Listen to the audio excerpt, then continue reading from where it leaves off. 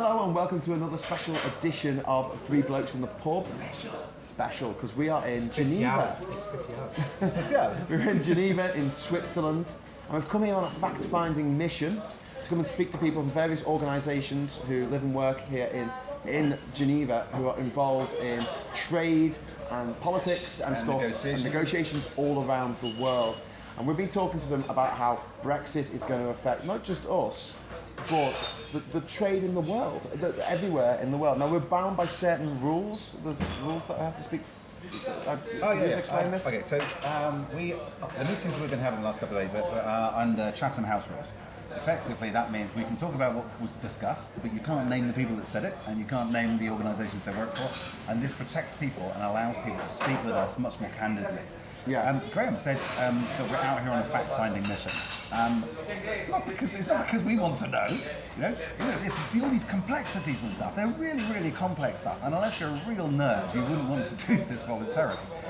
We're out here on behalf of the British public and British businesses, and to find out how quickly you're likely to lose your jobs because of Brexit. Pretty much, that's it. And it's really scary. Anyway, So I'm Graham Hughes, international man of mystery. This is. My name's Jason Hunter. You'll find me on Twitter, Jason J. Hunter. We're in the centre of Geneva at the moment. It's a swelteringly hot day. It really is. It is like 29 degrees or something. Changed our shirts twice Everyone already. has to change their shirts. Cheers. I'm not wearing my hat. My hat is here, but it's too hot to wear, so I'm not wearing my hat today for this one. Okay, so Jason, do you want to kick us off? What have we learned today? If you're not scared about Brexit yet, you damn well should be. And if you're not, you don't understand what's going on. Yeah, people think trade isn't important. Why is trade important to me? I don't care about the economy. It doesn't affect me. How do you think supermarket shelves get filled every day? So when you turn up, there's food there on the shelves. How do you think the clothing stores on your high streets have got goods in them, clothes on display? How do you think your electricity gets into your homes and your businesses? How do you think the country operates? It's all based around trade. And trade around the world, in the UK and around the world, is based on a set of rules. Because most things are. And the thing is, when the UK signed up to join the World Trade Organization back in 1948, when GATT was around, with the General Agreement on Trade and Tariffs, and that then changed into the World Trade Organization, who are based actually here in this town, strangely enough, coincidentally. In 1996, in the Singapore round, I think that was where the WTO actually started to take effect, and all the rules were signed off and ratified after years and years of discussions and final agreements. Years and years of disagreements. They finally got an agreement. Yeah, but the rules are, if you want to trade with the United Kingdom right now, then the rules are guaranteed. You know what they are. What's being suggested with Brexit is we break those rules, we tear them up, And we're trying to change the deal, the contract that we signed, if you like, with the rest of the world, unilaterally by ourselves. And you think, well, hang on, that's not how contracts work. When we have a discussion, you pick up the phone, you say, this is what I want to do. Yeah. And we're trying to buck the trend of global trade and international economics. Talking to people who have worked here for decades, telling us that we are all in the dark. Oh, that was one of the things we heard most often. That is terrifying. Yeah. Because when we started this whole Three Blokes in the Pub podcast, we had our areas of expertise that we were talking about. But as things have evolved and things have moved on, this whole podcast has taken off in a huge way. We're learning more and more and more. And it's like every time we learn a little bit more about how Brexit is going to affect not just our lives, but the lives of everybody in the world. It's horrifying what we're doing. It's absolutely, it's shocking. We're the bad guys in this. Our country are the bad guys. We are the ones causing trouble. And we are now leading this charge to put a hole in the European Union, and also a hole in world trade as it stands, because it's based on rules. We have a rules-based system that we helped invent. And now we're saying, oh no, ignore that. What about the UK government, for example, saying this will all be fine, don't worry about it. Don't worry about it. Ask them about anything. Ask them about Is the UK government likely to get sued by businesses and countries as a result of Brexit? Take them to court. Because at the and moment, looking for compensation. Yeah, at the moment you have these big companies around the world and they're all preparing for Brexit. One company was pointed out in particular as having great due diligence, a big drinks company. Other companies, small to medium-sized enterprises who can't afford trade experts, who can't afford the lawyers and customs agents, things that they've never ever had to use before. This is going to be, this is going to devastate them. It's going to be absolutely devastating. And whereas these big companies might be all right, these smaller companies in the UK, British companies, British firms, British jobs, are at the coalface of this madness that we're doing. And because we are disrupting all world trade and we are saying we want to rewrite only the from our rules. perspective. Yeah. From the UK's perspective. The rest of the world will carry on behind us. The last episode we talked about that car and the UK is going to go from 6th gear, 120 miles an hour down to first gear. The rest of the world will carry on because they haven't broken their engines, their economies, if you like, in their cars. Theirs is still running and they're still working with each other. It's the UK that are deliberately, our government are deliberately slamming the car with the brakes on. Yeah, but you're making it sound like it's not going to have a huge effect on the rest of the world. And I think, well, what we've learned today, it is going to have a huge effect on the rest of the world because this has never, ever, ever happened before. Nothing like this stupid has ever happened. You're talking about the situation of having a separation of a free trade agreement of one member, one very prosperous member, leaving that free trade agreement and then trying in the space of a few weeks to set up trade agreements with all the other countries in the world. I'll tell you what, people are ruthless in trade negotiations. That's what we learned as well. Absolutely very much. ruthless. They see weakness, Just they smell blood, you're dead. Just because the UK wants to say, look, we want to liberate trade around the world, we want to become a global trading country again, and they talk about this good heart. The fact is, the rest of the world is looking at us going, look, the rest of the world's like a shark, right? And it's swimming around in the ocean. And they can see this giant bait ball of all the fish, and it's really hard for them to pick one off and pick pieces of the fish off and take bites out of it. And what the UK is trying to do by itself is swim away from the protection of all of our friends and then swim on our own in the ocean. And there's a giant shark coming towards us. Brussels, for example, and the Commission are so well prepared. They're so much better prepared than we are in the UK. We didn't have the people to actually do the negotiations. They haven't been doing it for donkey's years. We are talking about some of the highest qualified, most experienced negotiators in the world in the EU Commission. They've completed more free trade discussions and negotiations than any other nation around the world anywhere. Plus side, the UK will be free to negotiate a new trade agreement with anybody we want to in the world. But where's the first place you'll go? It's the European Union because they're right on our doorstep and it's the largest market on the planet. Of course we want to access that. But their trade negotiators are some of the toughest cookies in the world. I mean, have a look at Cecilia Malmström. And have a look at some of her experience and look at her reputation. Have a look at Michel Barnier, him compared against David Davis or Dominic Raab. Honestly, it's like you're an adult dealing with a child. Who's a petulant, screaming little bugger who's just demanding things for no reason. And you're like, well, what's in this for me? Well, the rest of the world's bigger. But why are we expecting the rest of the world to be nice to us? Exactly. I'm not. I know what's going to be like out there. There's sharks ready to eat this little fish. I know we're a top 10 economy in the world. I'm not slagging the UK off. Geographically and geologically, we are a tiny island on the northeast edge of the Atlantic Ocean. That's it. Right, we are now about to compete and negotiate with some of the largest blocs on the planet. The Brexiteers will tell you the rest of the world, the growth in the rest of the world is going up so much faster than it is in the UK or in the EU. But yet, the EU represents our biggest possible market. And it's right there on our doorstep. These are people where we've already done the negotiation. We're already in. Now we're leading. We're the third largest player in the EU. So we're leading the negotiations with other countries around the world, or we were. Now we're on the sidelines.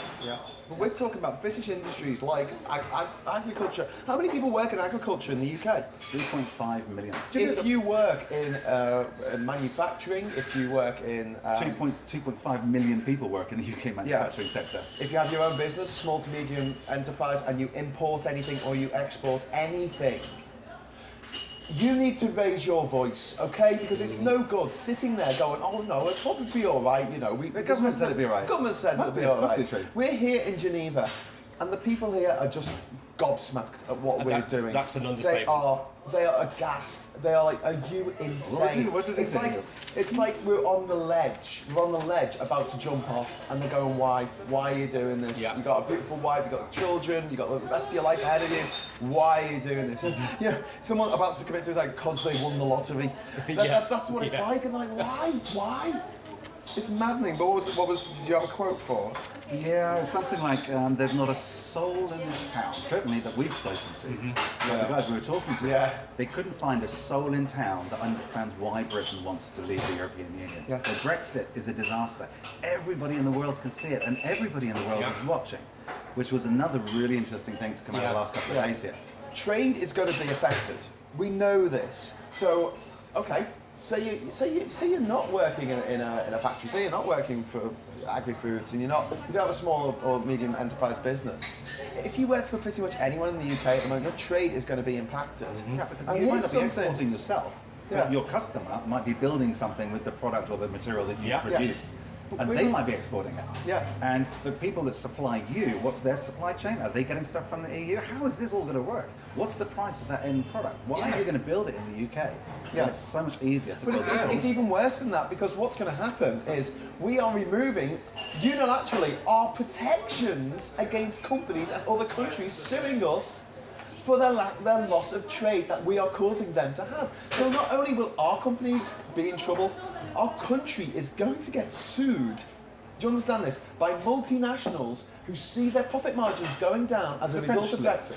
Potentially, yeah. Potentially, unless we do something about it. But what we're And doing we're not is- just to be doing something about it. What we're doing is we're opening up that risk. Yes. One of the questions Yes. that I asked was, say, Nissan, for example, I know they've got a letter of comfort from the government, but then not much paper that comes out of the government is actually trustworthy, verifiable, and how can you trust it? So you've got Nissan, you've got Honda, you've got Toyota, three major auto manufacturers in the UK, all Japanese companies, incidentally. If their profits are affected as a result of a UK government decision, under the foreign direct investment treaties that they would have signed in the UK to get the initial tax breaks, to create all the jobs in the UK, but these three companies right now, they could go to the Japanese government and say, look, the UK government just changed the rules. We invested in the UK because 77% of the product we make in the UK was sold into the European Union. That's our key market. We invested in the UK purely and simply because it was a gateway to the EU. When the UK government makes a policy decision unilaterally by herself, the Prime Minister Theresa May, the Japanese government can now go back to the WTO. Now, what historically they would have picked up the phone to Brussels and spoken to the Commission, they've spoken to the largest trade bloc on the planet and said, you know what? I'm a bit worried about what's changing over there in the EU. The Commission, if it was important, they'd talk about it. Otherwise, they'd say, you know what, I'm sorry, I'm going to protect my member, the United Kingdom. I'm going to protect that government. That doesn't happen after Brexit. What happens is Japan reports the UK to the World Trade Organization and begin a dispute, and they can seek compensation for the lost earnings and the loss of profit. Do you know what though? I mean, this is how serious this is. Because Seriously? I am properly freaked out by what I've learned over the last 2 days here in Geneva. I didn't even make a joke when Jason mentioned protecting his member. That's how serious. I'm going to be up tonight. I'm having nightmares about this because, as bad as I thought it was, and I've been accused of being, Project Fear, blah, blah. Even though the government has now released what we said in the first 3 Blokes videos, have been saying for mobile years. phones and Roaming charges, driving licenses, insurance. What we said has now been released by the government to say, hey, you need to get prepared for this. You need to go down to the post office and get yourself an international driving permit. And it gets worse and worse and worse and worse and worse. It really And does. I am thinking it's worse than I thought it was. Yeah, me too. Much worse. Because this isn't just about the UK. It's not even just about Brexit per se. Yeah. It is about a conscious effort by Putin and that Steve Bannon creep to destabilise the Western world. Yeah. Why Who do they? cares? Why do they? Brexiteers don't care about Why that. do they want to be? But we are the Western world. Yeah, I know. And Our they love Brexiteers in the Putin. UK, they don't understand it. These people, they defend Putin. This horrible attack, this poison, this nerve toxin. that happened in Salisbury. Yeah, Salisbury. Yeah. And you've got these people saying, "Oh, it was a false flag attack, and it was to distract that Brexit's not going well." Do you know what? You need to do something a bit bigger than that to distract the fact that Brexit is going badly. We need to stop making these videos because Brexit is the hardest thing any country has ever had to do, with the wrong resources and at exactly the wrong time people. in global geopolitics. and the wrong people. And we haven't got the people to do it. You know, we said, so all these proposals from the Brexiteers, like we can go and trade with the rest of the world, we can sign new free trade agreements with anybody that we want to. And they said, well, take India, for example. That's an interesting one. India. I mean, I tried to get into India once on a cargo ship from Sri Lanka. It's only about 50 miles away. You'd think it would be easy. Yeah. There used to be a ferry years ago. It took about 2 weeks, like going to the embassy every day. And I've got 3 visas, 3 different visas in my passport from this one trip that I tried to make. Crazy. Because every time I went, okay, so this can get me in, yeah, on a ship. Oh, a ship. No. But it says all ports, yeah, but it means all airports. Not poor ports. Not poor ports. And I'm like, okay, can I have another one? And this went on for 2 weeks. That was just to get me into the country. Never mind some goods. Never mind a bank. Well, that's why you have a free trade agreement. Yeah. When you have an FTA with somebody, Yeah. it covers all the cooperation that you need between your country and that country. All of these things are covered within it. Yeah. And, we said to the guys, we said, well, look, how long will this take? How long is the piece of string? How long will it take to replace all our trade agreements around the world? Yeah, they said the easiest. The easiest quickest one, Canada probably. And the reason Canada will be quite easy is because we both have currently fairly liberal free market type economies. We've got similar interests in the world, and that will be relatively straightforward. That will be the quickest and simplest one. We have 60 international free trade agreements to do outside of the EU. This is the rest of the world that Jacob Rees-Mogg and the Brexiteers want us to go and negotiate new trade deals with. Everything has to be renegotiated. Yeah. At the moment, we have some amazing deals. We have some of the best trade deals available in the world with the richest countries in the world. And we make a lot of money out of that. We leave the EU without a deal, even if we get a kind of bodged together fudge deal. Still, everything has to be renegotiated. You know what the experts said? Telecoms, banking, insurance, roaming rates, tariffs, quotas, everything. Travel, visas. Yeah. Is my Everything. insurance valid? Yeah. And there's 750 of these different topics to discuss. Each of them will run into dozens upon dozens upon dozens of pages once the negotiations are finished. There's no possible time to do it. And the rest of the world are going to sit back and watch. They're likely to wait and see what happens between the EU and the UK free trade deal, because that will affect whatever kind of free trade deal they do with the UK later, further down the line. Yeah. So if we get this transition period, we're out to 2020, pushed out to December 31st, 2020. At that point, we're then out, and we then lose everything. Assuming we get a transition, which we're not going to get, by the way. But if that's the case, we won't be able to negotiate any new free trade deals with third countries like America or Canada or Japan or South Korea, because they'll want to know, okay, well, what am I going to do with the UK? Because I don't know who you're going to be able to sell to. And I want to be able to sell to the biggest market on the planet first, but use you as a route to get into the largest block on the planet. So the experts are saying they will probably hold back. You might get a deal with Canada, maybe 1 or 2 other countries, smaller countries, where it's nice and easy, and they're not interested in exporting to the EU. They just want to eat as much of the UK market as they can. But everybody else, the important players in the world, they will sit back and they'll watch what happens with the UK and the EU. And if we get a really rubbish deal with the EU, then we'll get a really rubbish deal by the time we finish negotiating with them in 10, 15, 20 years' time. This is the thing that was mentioned today, was the fact that after the EU, which is our closest and biggest trading partner at the moment, and the proximity is important because it's this thing of economic gravity. Yeah. Twice the distance. Sorry about the noise in the background here, everyone. We're in a pub. We're in a pub. And they like to seem to be clinking the glasses around a lot. You double the distance, half the profits, effectively. So even though America has a bit more money, GDP, than the EU, it doesn't matter because it's a bit further away.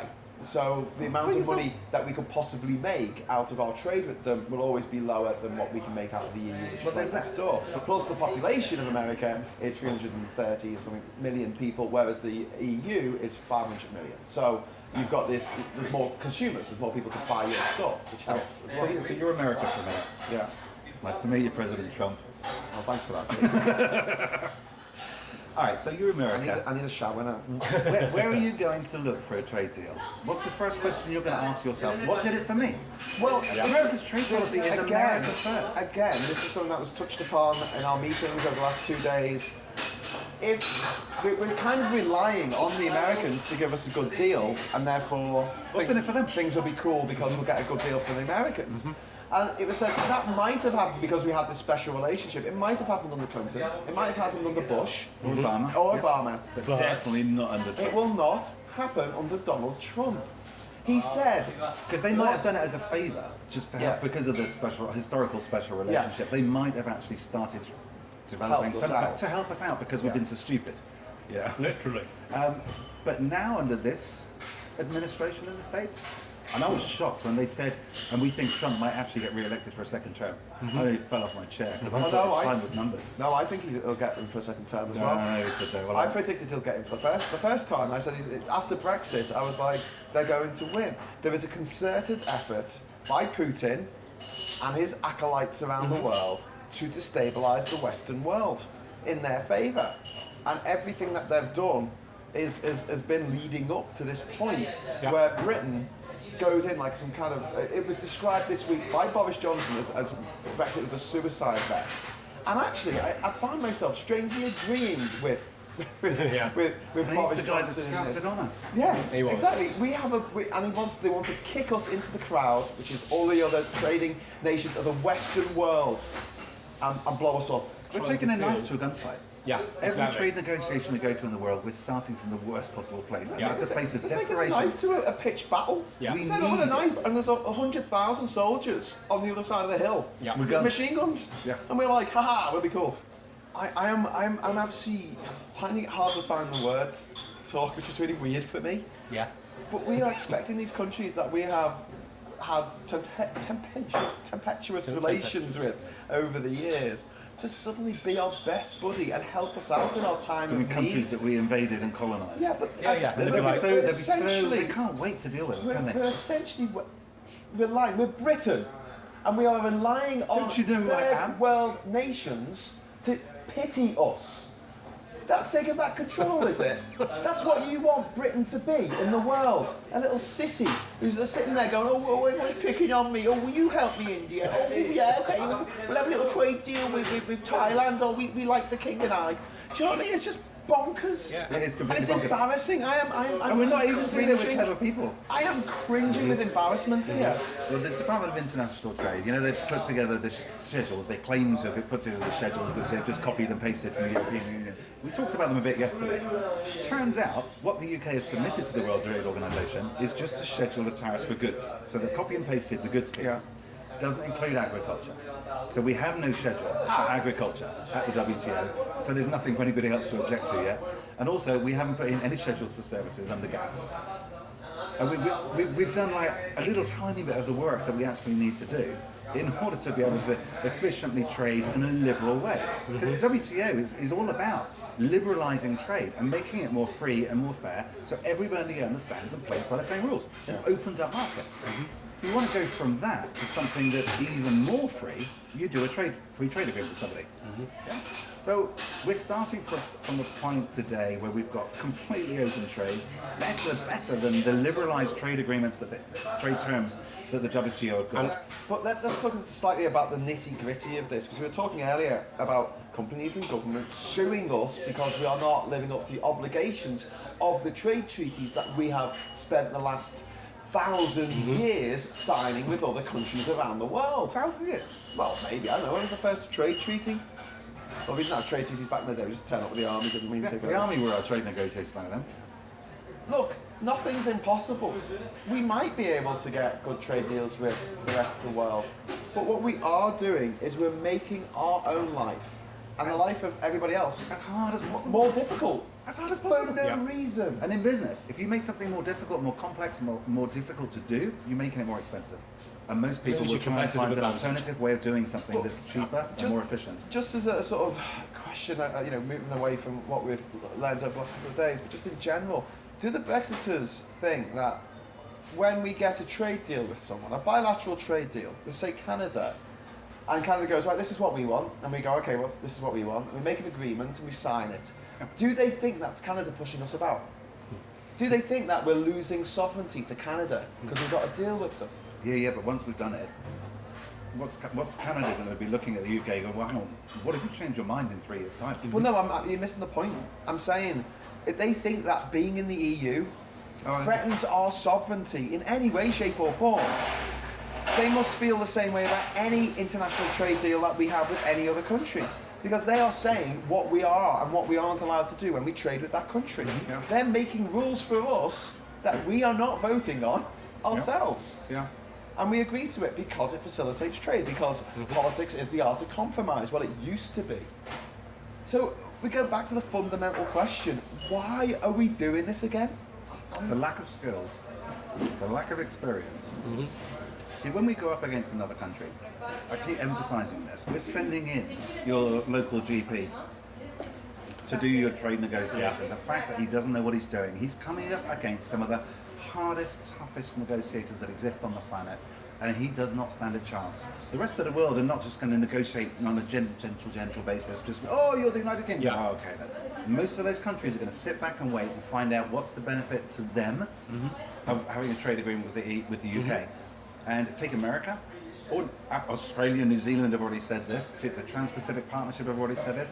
We want to deal with the EU first because I've got more interest from me as an American as a country, or me as Canada, or me as another country. I can get more out of a deal with the European Union and developing that relationship with 27 countries than I can with the United Kingdom by itself. And especially if the UK doesn't have a free trade agreement with the EU. Now we'll get one, but it's going to take years. Yeah. And there's so many red lines put on the table by our incompetent politicians in the UK to fulfill some fantasy that never existed in the first place. British independence. British independence, yeah. Were we independent when we had an empire? No. Do you understand? Do you get it? Do you get it now? The takeaway from this is Brexit's a bigger disaster than even we thought. It is. And we've been looking into this in a lot of detail Yeah. for a number of years now. And every day I'll talk to somebody new and something new will come out, like horses. Who knew that horses can't currently go out of the UK through Rotterdam? That's for horse racing and I don't know for what else, show jumping and trading, whatever. French burgers. When we leave, instantly, Rotterdam has no control over importing horses because they've got no veterinary checks, etc. So no horses will allowed to go through Rotterdam, which is Yeah. where they go at the moment. Yeah. So these horses are going to be flown out of the country, pushing up the prices. Now, Yeah. horses, Hugely. never thought about that. But think about that for your business. Talk to your boss. So, boss, what's our supply chain look like? Where do we buy our stuff from? Do we get it from the EU? Which companies do we buy it from? Talk to your people inside your businesses. And the people that really have never been needed more are the business associations, the chambers of commerce in the United Kingdom, regional business groups. When you get together and have your breakfast meetings and you talk about what's happening in your local area and how the businesses can work together in partnership, ask about Brexit.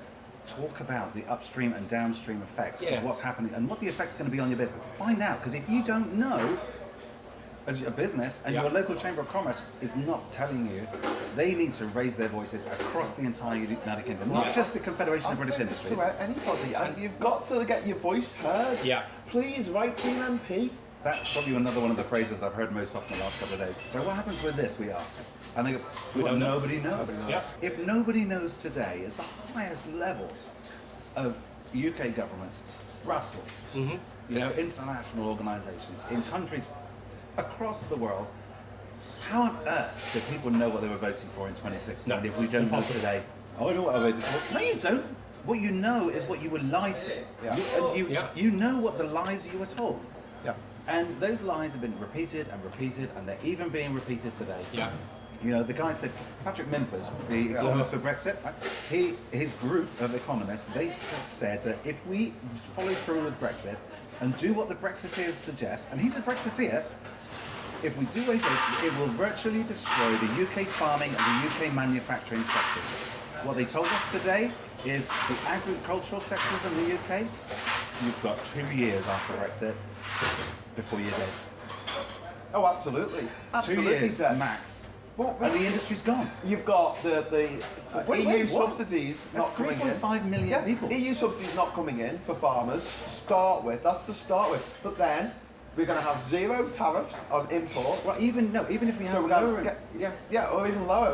Even Even if foreign companies will be able to make food cheaper and import it into the UK. It's going to completely decimate, well, not even decimate, destroy the domestic And market. the guys You've got we Australia, spoke, the South guys we Africa, spoke to today. countries around the world Oh, going, they're all I can't wait for the UK Yeah. to leave the EU so we can really hammer them and get Yeah. our products sold into there. Yeah. And that's great for them. Yeah. But for anybody producing a similar product in the UK, it's going to devastate your business. Yeah, it's dreadful. I feel awful. I feel like Crying. my country has betrayed everything that it once stood for. Yeah. It once stood for justice and a rules-based system. We invented football, Friendship, and, and openness. this idea of free trade around the world. That was a British thing. It was let's all have kind of a level playing field. Except we don't really want a level playing field because we want our own manufacturers to be able to compete for the domestic market, which is fair enough. But our ideology and our self-identity of who we are and what it means to be British Everything has that was been British. corrupted to such a level. We're not going to get back to England Why not? because we've got to go. We missed it. The plane's, We haven't the missed plane's it. We haven't late. missed it yet. We got It'll wait for I us. got a text off EasyJet saying it was late. Yeah, I know, but I don't It might not be. we should be. Can't risk it. We still got to check in early. Until next time, we're 3 Au blokes revoir. in the pub. Be scared. Be afraid. Yeah, be be very afraid. afraid. A bientôt.